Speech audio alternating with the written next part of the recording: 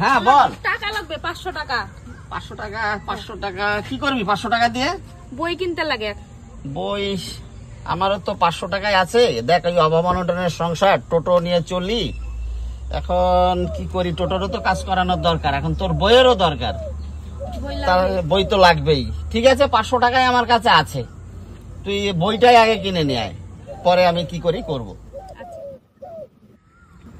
Hello, ওই শুন না দীপিকা, চল আমিও পিকনিকে যাইতেছি কিন্তু কালকে। হ্যাঁ আমার টাকা রেডি হয়ে গেছে। হ্যাঁ হ্যাঁ বাবার কাছ থেকে পটায় পটায় নিয়ে নিছি। হ্যাঁ ঠিক আছে। বনু, হ্যাঁ 200 টাকা কামাবি? কিভাবে? হ্যাঁ ঠিক আছে, একটা কাজ আছে, 200 টাকা পাবো, 50 আমার, 150 তোর, ঠিক আছে? আচ্ছা কি কাজ? বাবা টোটোটা পরিষ্কার করতে হবে। ঠিক আছে। তাহলে এক কাজ, একটা বালতি নে, একটা নেকড়া নিয়ে নি, আচ্ছা। চলে আয়।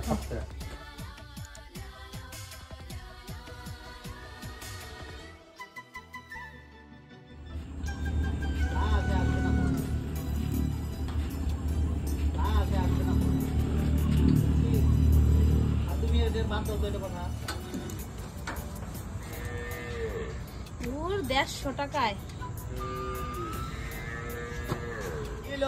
আমি পারবো না এত গরমের মধ্যে কাজ।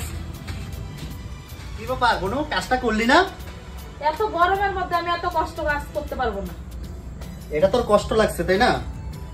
আর বাবা থেকে 500 টাকা নিয়ে কালকে যখন পিকনিকে গেলি, তুই কিভাবে জানলি? আমি সব জানি বনু, আমি সবটা পরিষ্কার করতে তোর এতটুকু পরিশ্রম লাগে ভাব তো একবার। বাবা 500 টাকা জোগাড় করে আনতে কতটুকু কষ্ট করেছে, এত রোদ্রে মাঝখানে, এত গরমের মাঝখানে। একটা একটা মানুষ এক জায়গা থেকে অন্য জায়গায় নিয়ে যাওয়ার জন্য 10 টাকা করে দেয়, আর 10 টাকা জোগাড় করতে করতে 500 টাকা হয়, আর তুই একবারে নিয়ে খরচ করে আসলি।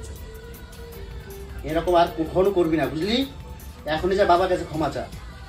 আচ্ছা ঠিক আছে।